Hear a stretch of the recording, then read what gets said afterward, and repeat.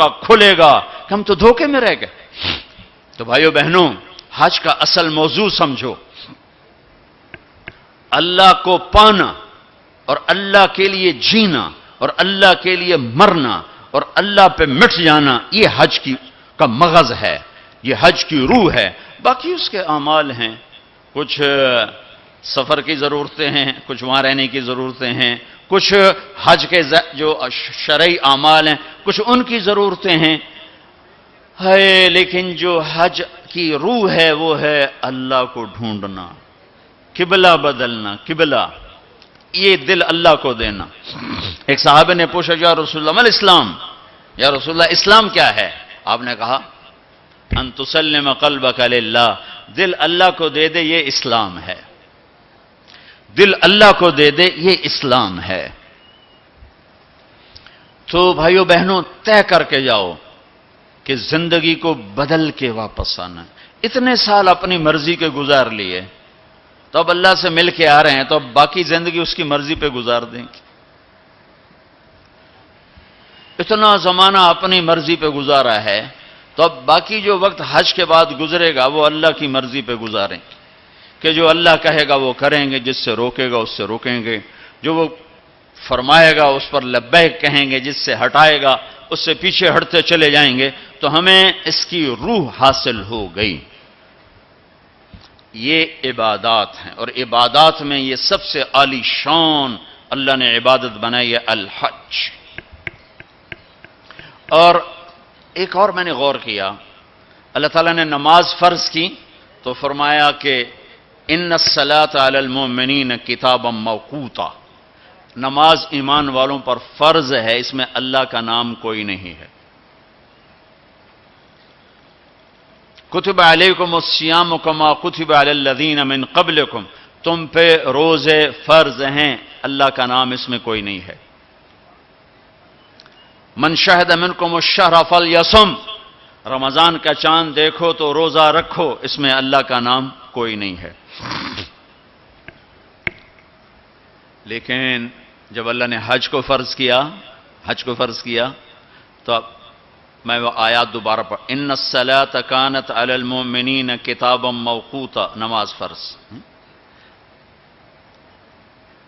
کتب علیکم الصیام کما کتب علی الذین من قبلکم، روزہ فرض۔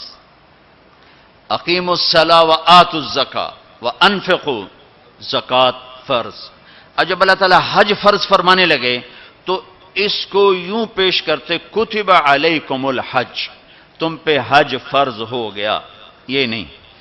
وَلِلَّهِ عَلَى النَّاسِ حِجُّ الْبَيْتِ مَنِ اسْتَطَاعَ إِلَيْهِ سَبِيلًا وَمَنْ كَفَرَ فَإِنَّ اللَّهَ غَنِيٌّ عَنِ الْعَالَمِينَ، جس طرح اللہ نے حج کو پیش کیا ہے، کسی عمل کو ایسے پیش نہیں کیا۔ جس طرح اللہ پاک نے حج کو فرض بنا کے پیش کیا ہے، کسی فرض کو ایسے پیش نہیں کیا کہ نام ہی اپنا ہے، وَلِلَّهِ وَلِلَّهِ وَلِلَّهِ، اور یہ جو لام ہے، پہلے لام پھر اللہ تو بن گیا للہ، تو لام کے یہاں دو مطلب ہیں۔ للہ، بھائی حج کیوں کر رہے ہو؟ اللہ کے لیے کر رہا ہوں، اور کوئی حاجی تو نہیں کروانا، اللہ کے لیے کر رہا ہوں۔ وَلِلَّهِ، بھائی کدھر جا رہے ہو؟ احرام باندھا ہوا ہے، پتہ ہے حج پہ جا رہے ہیں، وہ بھی کہے گا حج پہ جا رہا ہوں، یہ کہے گا عمرے پہ جا رہا ہوں، لیکن اللہ نے تاثر کیا دیا ہے لام کے ذریعے سے، وَلِلَّهِ، کہاں جا رہے ہو؟ کہا جی میں اللہ کی ملاقات پہ جا رہا ہوں، اللہ نے بلایا ہے تو میں ملاقات کے لیے جا رہا ہوں، وَلِلَّهِ۔ اتنی خوبصورت ابتدا ہے، اور پھر آگے حج فرض کرنا ہے ایمان والوں پر، اور ایمان والوں میں مالداروں پر، اور مالداروں میں صحت مند پر۔ تین شرطیں ہیں، ایمان بھی شرط ہے، مال بھی شرط ہے، صحت بھی شرط ہے۔ مال والا ہے، صحت کوئی نہیں، حج ساقط۔ ایمان والا ہے، مال کوئی نہیں، حج معاف۔ تو یہ تین، ایمان بھی ہو، مال بھی ہو، صحت بھی ہو، لیکن اللہ نے پیش کیسے کیا ہے؟ وَلِلَّهِ عَلَى النَّاسِ، عَلَى النَّاسِ میں کافر، مسلم، مشرک، مومن، سب، مالدار، غریب، فقیر، امیر، سب بیمار صحت مند سورے، معذور دوسرے سورے. علی الناس، علی الناس، ہے کوئی میرے بندوں میں جو اپنے رب سے ملاقات چاہتا ہو؟ ہے کوئی جو اللہ کی ملاقات چاہتا ہو؟ انداز یہ ہے. اور آگے چونکہ صرف مالداروں کو اور صحت مند کو لینا ہے تو کہا حج البیت من استطاع الیہ السبیلا. اس کو آخر میں لائے، پہلے نہیں لائے، آخر میں لائے کہ ہاں بھائی تمہارے رب کی تمنا تو یہ ہے کہ سارے ہی آ جاؤ میری ملاقات کی. ایک واحد بادشاہ ہے جو فقیروں کا ہجوم دیکھ کے خوش ہوتا، جو سوالیوں کا ہجوم دیکھ کے خوش ہوتا ہے.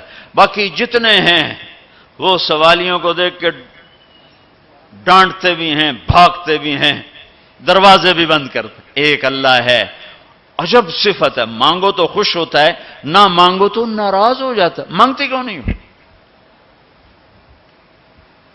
سب سے آخری جنتی کو اللہ تعالیٰ بڑے مزے سے نکالے گا جنت. اسے ایک اعلیٰ درجہ دینا ہے جو اس کا سٹیٹس ہے، اس سب سے آخری جنت.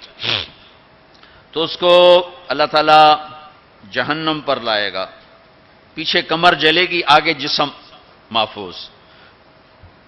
تو اس کے دل میں اللہ سوال پیدا کرے گا کہ یا اللہ کہ مجھے جہنم سے تھوڑا باہر نکال دے، تیری بڑی مہربانی. تو اللہ کہے گا اور کچھ پھر مانگو گے؟ کہ نہیں، بالکل نہیں مانگتا ہوں. تو اللہ اس کو جہنم سے باہر نکال دے. تو آگے تھوڑی سی جنت دکھا دے. اب آدمی کی حرص و ہوس تو ختم ہو نہیں سکتی. تھوڑی دیر بعد کہے گا یا اللہ وہ چھوٹی سی جنت مجھے دے دے، تیری بڑی مہربانی. تو اللہ کہے گا پھر اور تو نہیں مانگے گا؟ کہ نہیں، بالکل تیری عزت کی قسم نہیں مانگتا ہوں. تو اللہ وہاں پہنچا دے. تھوڑی دیر کے بعد ایک اور اس کو درجہ دکھا دے گا. جب ادھر دیکھے گا، پہلے آدمی پیدل کہتے اللہ سائیکل ہی دے دے. جب سائیکل آ جاتا ہے پھر کہتا ہے اللہ موٹر سائیکل دے دے. جب موٹر سائیکل آ جاتا ہے پھر کہتا ہے اللہ گڈی دے دے، چاہے سزوکی کیوں نہ ہوئے. جب سزوکی آ جاتی پھر یا اللہ ٹوٹا ہی دے دے. تو آدمی کا حرص آگے آگے جاتا ہے. تو تھوڑی دیر تک تو دیکھتا رہے گا، پھر چپ رہے، پھر کہے گا جی اللہ یہ مجھے درجہ دے دے، تیری بڑی مہربانی. تو اللہ فرمائیں گے پھر آگے تو نہیں مانگو گے؟ نہیں، تیری عزت کی قسم آگے نہیں مانگتا. تو اللہ وہاں پہنچا دے گا. پھر اس کا اصلی مقام اس کو ظاہر کرے گا جہاں اس نے جانا ہے. وہ آخری جنتی، میرے نبی نے فرمایا میں آنکھوں سے دیکھ رہا ہوں، جہنم سے نکل رہا ہے اور جنت میں جا رہا ہے. اس کا نام ہوگا جوہینہ. میرے نبی نے بتایا اس کا قبیلہ ہوگا جوہینہ، عرب قبیلہ ہے، عرب.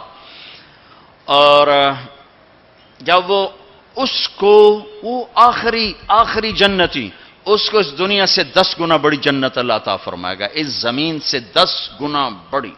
تو اللہ یوں دکھائے گا.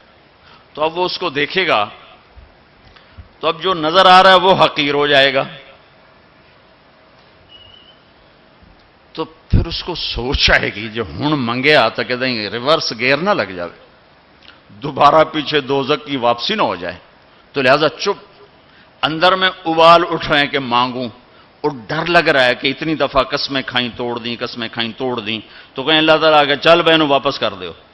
تو لہذا چپ کر کے بیٹھو. اللہ تو اندر کا بھید جانتا ہے. ہائے ہائے. تھوڑی دیر کے بعد اللہ کہے گا مانگتے کیوں نہیں ہو؟ مانگتے کیوں نہیں؟ کہے گا یا اللہ سألتک حتی استحییت وحلفت فیک حتی استحییت. یا اللہ میں نے اتنا مانگا کہ اب مانگتے شرم آتی ہے، اور اتنی دفعہ قسمیں توڑی ہیں کہ اب قسم توڑتے ہوئے شرم آتی ہے. تو اللہ تعالیٰ فرمائیں گے واہ واہ، تو نے مجھے لگتا ہے سمجھائی نہیں. اچھا اگر میں تمہیں دنیا سے 10 گنا بڑی جنت دے دوں تو راضی ہے؟ تو کہے گا یا اللہ رب ہو کے مذاق تو نہ کر میرے ساتھ. تو اللہ تعالیٰ فرمائے کہ مذاق نہیں کر رہا ہوں، چل تیرے لیے دروازے کھل گئے ہیں. تو اللہ واحد شہنشاہ ہے، مانگو تو خوش ہوتا، نہ مانگو تو ناراض ہوتا، اور جتنا مانگو اتنا خوش ہوتا. بعض لوگ اشکال کرتے ہیں کہ یہ اتنے نیک آدمی ہیں، یہ دعائیں مانگ مانگ کے تھک گئے، ان کی قبول ہی نہیں ہو رہی. اور یہ فلاں آدمی ایسا ہے کہ وہ ایک کام سیدھا نہیں، دعا کرتا ہے قبول ہو جاتی. تو میرے نبی نے فرمایا کہ ایک اللہ کے تعلق والا بندہ یا بندی اپنی ضرورت میں اٹکا ہوا ہے اور اللہ سے مانگ رہا ہے اور رو رہا ہے، اوپر سے دروازہ نہیں کھل رہا ہے. کہتا پتہ نہیں کیا ناراضگی ہو گئی ہے. حتیٰ کہ فرشتے سفارش کرتے ہیں کہ یا اللہ یہ اتنے دیر سے بیچاری رو رہی ہے، یہ اتنے دیر سے رو رہا ہے، یا اللہ اس کا کام کر دے. تو اللہ تعالیٰ فرماتے احب ان اسمع حنینہ، مجھے اس کا رونا بڑا پیارا لگ رہا ہے، میں چاہتا ہوں کچھ اور رو لے. دے دیا تو پھر کہیں رونا، لہذا میں چاہتا ہوں تھوڑا یہ رو لے، اس لیے لیٹ ہو رہا ہے، اس لیے لیٹ نہیں ہو رہا کہ میں ناراض ہوں. تو اللہ تعالیٰ کے مختلف اپنے بندوں کے ساتھ معاملات ہیں. تو حج میرے بھائیو بہنوں، وَلِلَّهِ عَلَى النَّاسِ حِجُّ الْبَيْتِ مَنِ اسْتَطَاعَ إِلَيْهِ سَبِيلًا. آؤ بھائی آؤ، اپنے رب کی ملاقات کے لیے آؤ، سارے آؤ، ایمان لے کر آؤ. کافر کلمہ پڑھ لو اور کلمے والے تیاری کر لو. پھر آگے نرمی کر دی، اچھا بھائی جو آ سکتا ہے وہ تو ضرور آئے. اس پیشکش میں اتنی محبت تھی کہ سننے والے کو یہ شک پڑ سکتا تھا کہ لگتا ہے اللہ کو ہمارے حج کی ضرورت پڑ گئی ہے. تو پھر ومن کفرا، نہیں آؤ گے نا، یہاں کفر سے مراد کافر ہونا نہیں، ومن کفرا، جو حج پہ نہیں آتا فإن اللہ لغنی عن العالمین، تو مجھے صرف تمہاری نہیں، مجھے تو کل کائنات کی پرواہ کوئی نہیں، تم نہیں آؤ گے تو کیا ہو جائے گا. تو آخر میں اپنی ذات کو صاف کیا ہے اور شروع میں اپنی محبت کا اظہار کیا ہے. تو بھائیو بہنوں، یہ نیت کر کے جاؤ کہ واپس والی زندگی وہ نہیں ہوگی جو پہلے تھی، وہ نہیں ہوگی جو پہلے تھی.